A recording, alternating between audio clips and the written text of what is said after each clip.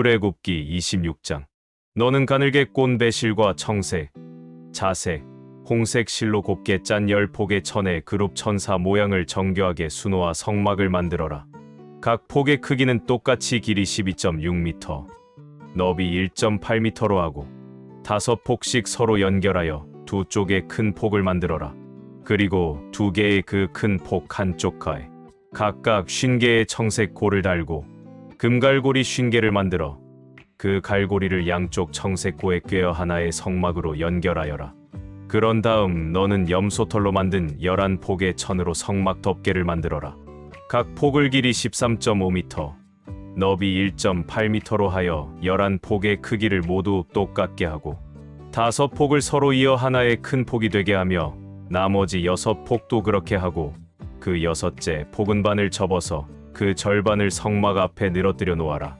그리고 두 개의 그 큰 폭 한쪽가에 각각 50개의 골을 달고 놋갈고리 50개를 만들어 그 갈고리로 양쪽 고에 꿰어 하나로 연결하여라.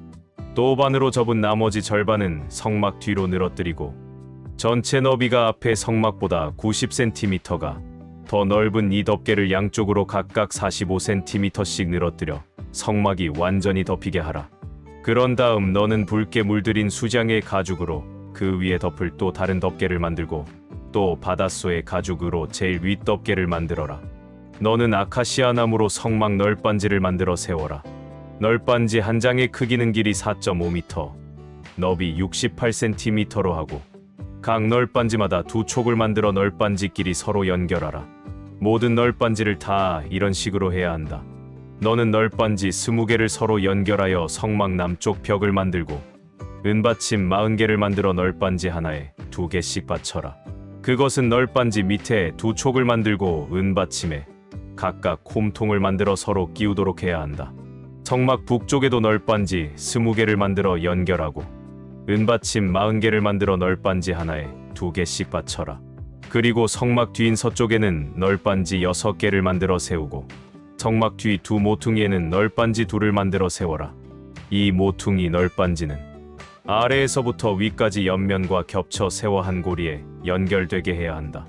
이렇게 되면 성막 뒤편의 널빤지는 모두 8개가 되며 은받침은 널빤지 하나에 2개씩 모두 16개가 될 것이다. 그리고 너는 아카시아 나무로 가로대를 만들어 성막의 양쪽 옆면과 뒷면에 각각 5개씩 끼워라.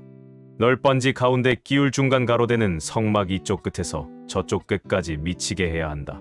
또 성막 널빤지와 가로대를 금으로 싸고 가로대를 꿰 금고리도 만들어라.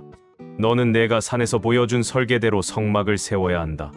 너는 청색, 자색, 홍색 실과 가늘게 꼰 배실로 휘장을 만들어 그 위에 그룹 천사를 정교하게 수놓아라.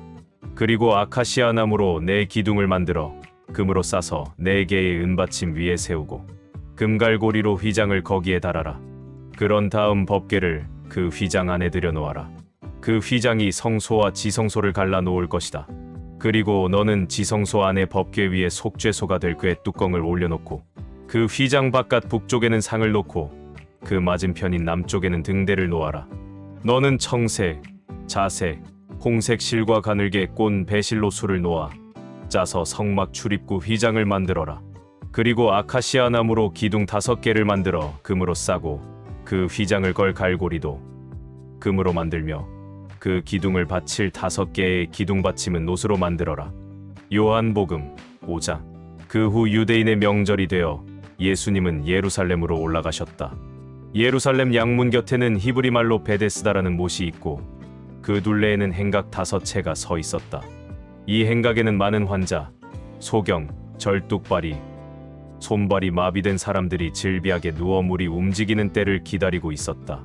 그 못에는 가끔 천사가 내려와 물을 휘저어 놓곤 하는데 물을 휘저어 놓은 다음에 제일 먼저 들어가는 사람은 무슨 병이든지 다 나았다.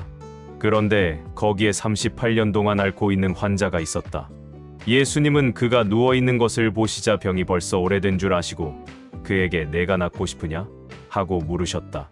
그러자 그 환자는 선생님, 물이 움직일 때 나를 못에 넣어주는 사람이 없어 내가 가는 동안에 다른 사람이 먼저 들어갑니다. 하고 대답하였다.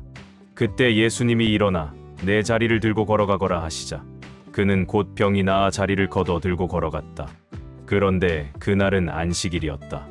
그래서 유대인들은 병이 나은 그 사람에게 안식일인데 당신이 자리를 들고 가는 것은 옳지 못한 일이오 하였다.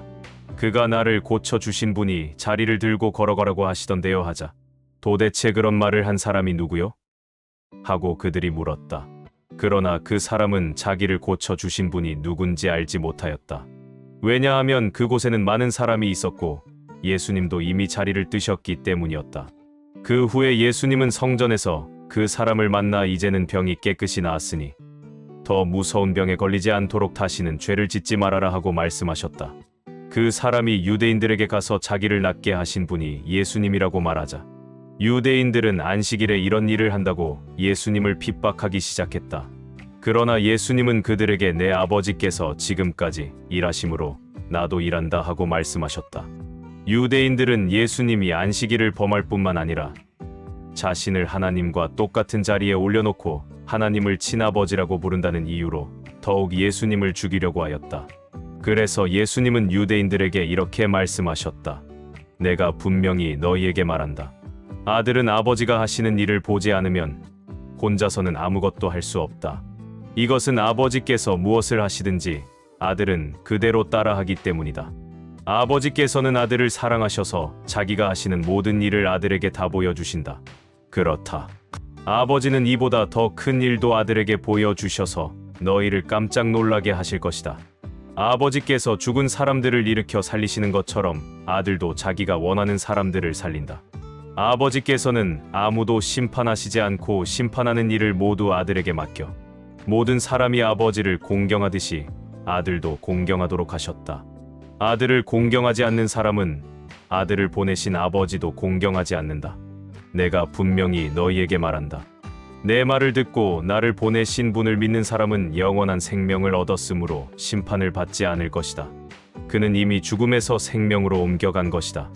내가 분명히 말한다. 죽은 사람들이 하나님의 아들의 음성을 들을 때가 오는데 바로 이때이다. 듣는 사람은 살아날 것이다. 아버지께서는 자기 속에 생명을 가지신 것처럼 아들에게도 생명을 주어 그 속에 갖게 하셨다. 그리고 아버지는 아들이 그리스도이기 때문에 그에게 심판하는 권세를 주셨다. 내가 하는 말에 놀라지 말아라. 죽은 사람들이 모두 아들의 음성을 듣고 무덤에서 나올 때가 온다. 선한 일을 한 사람은 부활하여 영원한 생명을 얻고 악한 일을 한 사람은 부활하여 심판을 받게 될 것이다. 나는 아무것도 내 마음대로 할 수 없다. 나는 듣는 그대로 심판한다. 그래서 내 심판은 공정하다. 이것은 내가 원하는 대로 하려는 것이 아니라 나를 보내신 분이 원하는 대로 하려고 하기 때문이다. 내가 만일 내 자신에 대해서 증거한다면 그것은 참된 증거가 될 수 없다. 그러나 나를 증거해 주시는 분이 따로 계신다. 나는 그분의 증거가 참된 것으로 안다. 너희가 요한에게 사람을 보냈을 때 그는 진리에 대하여 증거하였다. 하지만 나는 사람의 증거를 받지 않는다. 내가 이 말을 하는 것은 너희가 구원을 얻도록 하기 위해서이다. 요한은 타면서 빛을 내는 등불이었다. 그래서 너희는 그 빛 가운데서 잠시 기뻐하려고 하였다. 그러나 내게는 요한의 증거보다 더 큰 증거가 있다. 아버지께서 완성하라고 나에게 맡기신 일, 곧 지금 내가 하고 있는 바로 그 일이 아버지께서 나를 보내셨다는 것을 증거하고 있다. 그리고 나를 보내신 아버지께서도 직접 나를 증거하셨다. 너희는 그분의 음성을 들은 적도 없고 그분의 모습을 본 적도 없으며 또 그분의 말씀을 마음속에 간직하지도 못한다. 이것은 그분이 보내신 자를 너희가 믿지 않기 때문이다. 너희는 성경에서 영원한 생명을 얻는 줄로 생각하고 성경을 부지런히 연구하고 있는데 바로 이 성경이 나를 증거하고 있다. 그런데도 너희는 나에게 와서 영원한 생명을 얻으려고 하지 않는구나. 나는 사람에게서 영광을 받지 않는다. 그러나 나는 너희에게 하나님을 사랑하는 마음이 없다는 것을 잘 알고 있다. 내가 내 아버지의 이름으로 왔어도 너희는 나를 맞아들이지 않았다. 그러나 만일 다른 사람이 자기 이름으로 오면 너희가 그를 기꺼이 맞아들일 것이다. 너희가 사람에게서는 서로 칭찬을 받으려고 하면서도 한 분밖에 계시지 않는 하나님에게는 칭찬을 받으려고 하지 않으니 어떻게 나를 믿을 수 있겠느냐? 내가 너희를 아버지께 고소할 것이라고 생각하지 말아라. 오히려 너희를 고소할 사람은 너희가 희망을 걸고 있는 모세이다. 너희가 정말 모세를 믿었다면 나도 믿었을 것이다. 이것은 모세가 나에 관해서 기록했기 때문이다. 그러나 너희가 모세의 글도 믿지 않으면서 어떻게 내 말을 믿게 되냐? 잠언 2장. 내 아들아, 내가 내 말을 듣고 내 명령을 소중히 여기며 지혜로운 말에 귀를 기울이고 그것을 이해하려고 노력하여라. 내가 지식을 추구하고 깨달음을 얻고자 애쓰며 그것을 은이나 숨겨진 보물을 찾는 것처럼 찾고 구하면 여호와를 두려워하는 것이 무엇인지 깨닫게 되고 하나님에 대한 지식도 얻게 될 것이다. 이것은 여호와께서 지혜를 주시며 지식과 깨달음도 그에게서 나오기 때문이다. 그가 정직한 자를 위해 완전한 지혜를 예비하시며 금 없이 사는 자에게 방패가 되시니 모든 일을 공정하게 하는 자를 보호하고 성도들의 길을 지키시기 위해서이다. 내가 내 말을 들으면 무엇이 옳고 정직하며 공정한지 알게 되고 모든 선한 길을 깨닫게 될 것이다. 또 내가 지혜롭게 되고 지식이 너에게 즐거움을 줄 것이며 너의 분별력이 너를 지키고 깨달음이 너를 보호할 것이다. 지혜가 악한 자의 길과 추하고 더러운 말을 하는 자들에게서 너를 구할 것이다. 그들이 바른 길을 버리고 어두운 길로 걸어가며 악을 행하는 일을 기뻐하고 악인들의 못된 짓을 즐거워하니 그들의 길은 굽었고 그들의 행위는 비뚤어지고 잘못되었다. 그럴듯한 말로 유혹하는 음란한 여자에게서 지혜가 너를 구할 것이다. 그런 여자는 자기 남편을 버리고 하나님 앞에서 한 서약을 잊어버린 인간이다. 그녀의 집이 사망으로 그녀의 길이 지옥으로 기울어졌으니 누구든지 그런 여자를 찾아가는 자는 다시 돌이킬 수 없고 생명의 길로 돌아오지 못한다. 그러므로 너는 선한 사람들을 본받아 의로운 삶을 살아야 한다. 정직하고 흠없이 사는 사람들은 이 땅에서 살아남을 것이지만 악하고 신실치 못한 자들은 이 땅에서 뿌리째 뽑혀 사라질 것이다. 갈라디아서 1장. 사람이 보냈거나 사람을 통해서 사도가 된 것이 아니라 예수 그리스도와 그분을 죽은 사람들 가운데서 다시 살리신 하나님 아버지를 통해서 사도가 된 나 바울과 그리고 나와 함께 있는 모든 형제들이 갈라디아 여러 교회들에게 우리 하나님 아버지와 주 예수 그리스도의 은혜와 평안이 함께하기를 기도합니다. 그리스도께서는 우리 하나님 아버지의 뜻을 따라 우리를 이 악한 세상에서 구원하시려고 우리 죄를 위해 자기를 바치셨습니다. 하나님 아버지께 길이길이 영광이 있기를 바랍니다. 아멘. 여러분이 그리스도의 은혜로 여러분을 부르신 하나님을 그처럼 쉽게 저버리고 다른 복음을 따르다니 정말 놀라지 않을 수 없습니다. 사실 다른 복음이란 있을 수가 없습니다. 다만 어떤 사람들이 여러분을 혼란 가운데 빠뜨리고 그리스도의 복음을 변질시키려는 것에 지나지 않습니다. 우리뿐만 아니라 하늘에서 온 천사라도 우리가 여러분에게 전한 기쁜 소식 외에 다른 것을 전한다면 저주를 받을 것입니다. 우리가 전에 말한 대로 내가 다시 말하지만 누구든지 여러분이 이미 받은 기쁜 소식 외에 다른 것을 전하면 저주를 받을 것입니다.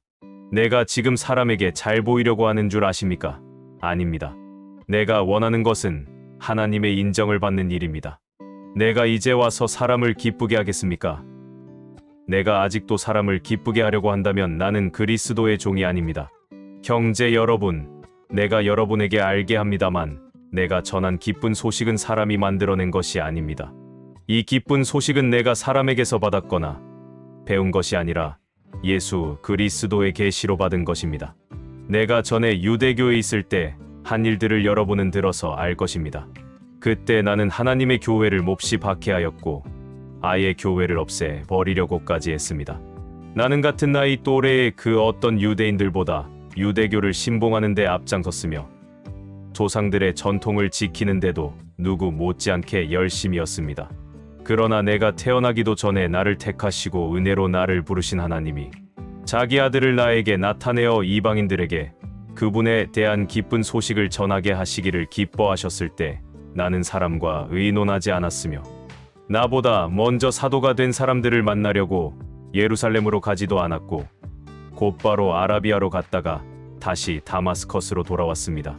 그 후 나는 3년 만에 베드로를 만나러 예루살렘으로 가서 15일 동안 그와 함께 지냈습니다. 나는 거기서 주님의 형제 야고보 외에는 다른 사도를 만나지 못했습니다. 내가 지금 쓰고 있는 이것이 거짓말이 아니라는 것을 나는 하나님 앞에서 여러분에게 확실히 말할 수 있습니다. 그 후에 나는 시리아와 길리기아 지방으로 갔습니다. 그때까지만 해도 유대에 있는 교회들은 내 얼굴을 몰랐습니다. 그들은 전에 자기들을 괴롭히던 사람이 지금은 박해하던 그 믿음을 전한다는 말만 듣고 나 때문에 하나님께 영광을 돌렸습니다.